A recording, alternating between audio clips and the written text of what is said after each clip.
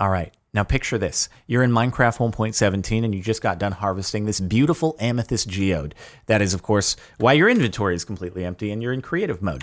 You look ahead, something catches your eye. You walk towards it. You round the corner and oh my goodness, would you look at that? It's a lush cave. This lush cave is brought to you by our sponsor, the like button. Check it out down below the video. It's probably just as beautiful as the lush cave. Okay, I have a confession to make. This isn't a real lush cave. I hand placed down all the blocks myself because in this snapshot, just like the others, the terrain generation isn't in yet, but they've added the blocks that will be included with the terrain generation when it's added. So we'll take a look at what these are, go over them all, and then you'll kind of know what to expect when the lush caves are added. So I guess we'll go one by one and middle mouse click things. Let's start off with what I'm standing on. These are the azalea leaves, and there's also flowering azalea leaves. Now, I know there's an azalea tree that's going to be used in order to mark where the lush caves are underground. That was something that was shown during the Minecraft Live event. That said, though, if you search azalea, there's no sapling in here yet, so it doesn't appear that you can plant it or grow it. Maybe that'll be added in the future, or they've changed how it works. But these leaves are in the creative menu. I don't think they generate naturally yet. Just things to look out for. And then there's also, these leaves are different from the azalea, the flowering azalea, and just the azalea. Again, don't know exactly where these come into play, if they're just going to be random naturally generating things that occur in the lush caves, if they'll be tied into like the azalea tree that grows to mark the lush cave underground. But they're in the snapshot. These can only be placed down on dirt, you'll notice, whereas the leaves can be placed wherever. So I can't click on this on stone, but the leaves I can put down wherever I want. So that's the azaleas for now. I'm sure there's more to come with those. Now, what's surrounding the azaleas here and what the leaves are on is a new kind of dirt. It's called rooted dirt. You can see the difference in texture if you can just look under the azalea bush and then to over here. And they go hand in hand with these, which are called hanging roots. They can be placed on anything. As you can see, they're on the stone here as well, but they sort of seem like a pair that go together, I assume. Just more blocks that are going to generate inside the lush caves. I don't know of any other function aside from them just existing right now, but we'll see in future snapshots. Okay, now let's get into the cool stuff, the things that really bring the ambience to what will be the lush caves. So first up, these are the cave vines, and what they have on them is glowberries. So these will spawn hanging from the ceilings of caves, and they grow naturally on their own. You might have seen them growing over the last few clips in this video. I definitely do everything first take, and no, they just grow really quickly. No, that's all it is. So every time that they grow, there's a chance for the next block to have a glowberry on it. So you can right click and that'll give you the glowberry. And then it's a food source. You can eat it if you want. It'll give you 1 hunger bar. So not great, but something, I guess, if you're desperate and you don't want to have to deal with getting rotten flesh. Nope, not right now. Not going to eat you. I got glowberries. I got a massive supply of them. You're obsolete. Take that, zombie. But, you know, if you happen to have some bone meal and you're feeling like you want some glowberries, then you can just right click and then you'll be able to grow some immediately. Then you can harvest it and eat it.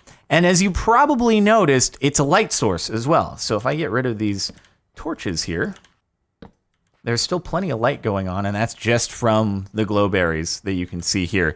So you can either use it as a food source, which, again, not really great, or if you feel like, if you want to make some sort of, you know, underground, nature-y looking base, then you could just use the glowberries as light sources, which I think is pretty nifty. So these are one big thing, I think, that kind of, it's a game changer for underground. Obviously, not only do you have the glow lichen, but that doesn't glow very strongly. These, the glowberries at least, look to be enough to prevent mob spawning, because as you can see, the mobs are only spawning over there. Although that could just be due to proximity. But they seem bright enough, is all I'm saying. Oh, and in case you're confused, the way that you start a new cave vine is actually by clicking on the roof of a cave with a glowberry, and you can keep clicking on it with glowberries to extend it. Otherwise, you can just wait for it to grow over time.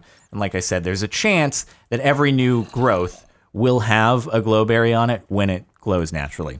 All right, so the other thing on the cave roof here is a spore blossom. And as you can see, it drips down these particles that probably aren't terribly healthy to breathe, but you know what? It's okay in Minecraft.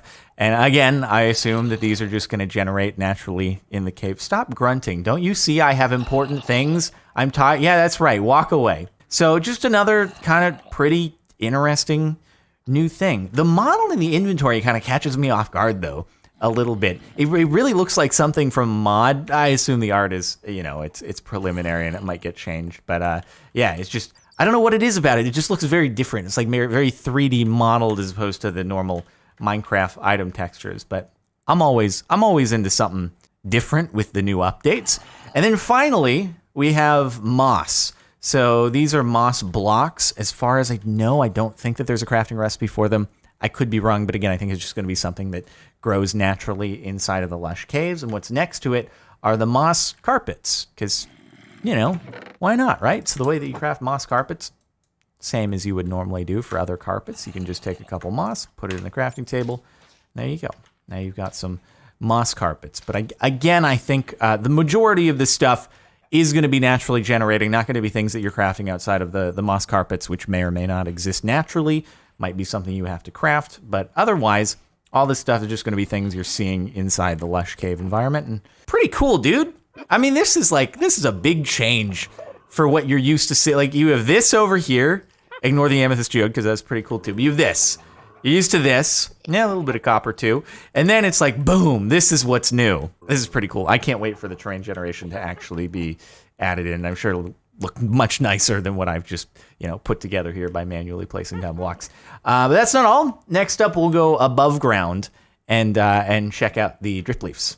Ladies and gentlemen, the parkour world, as we know it, is in for a major change. This is a Dripleaf. I don't know if it's going to grow inside the Lush Caves. It might be totally separate. Maybe you caught this during the Minecraft Live event because there was a little parkour going on where you could drop through after you stand on the leaf for too long. So that's where these Dripleafs come in, right? So this is a small Dripleaf.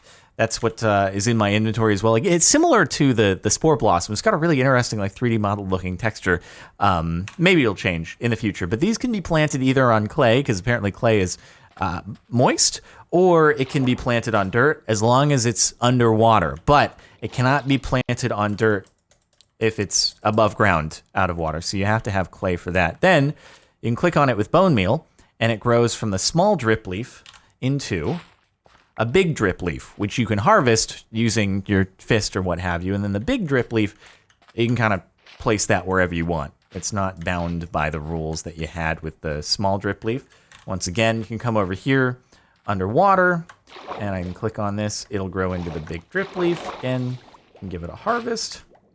And then the small Dripleaf goes away. But again, you'll be able to collect the big Dripleaf, and you'll be able to put it down on diamond, even. That's why I put the diamond there, just to show, you can put it wherever you want. It's not limited after you grow it, and that's how you can do, parkour courses with it. And then you can use bone meal on the big Dripleaf. As long as you're doing it on the top one, you can't just keep clicking on the bottom one, and it'll just keep growing by one block at a time.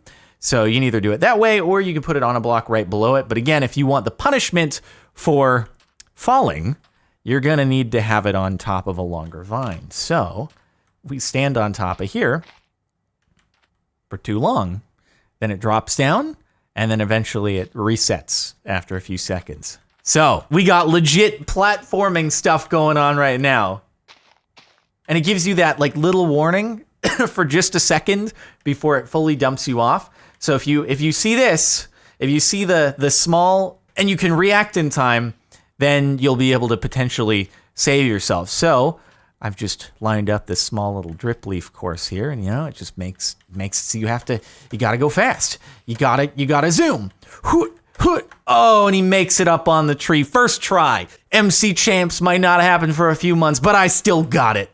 I don't know when the next Minecraft Champs is, but I hope it's soon. I genuinely don't have any insider information or anything like that. I just don't know. But it'll probably be before the 1.17 comes out. But then if you're too slow, right? Oh God.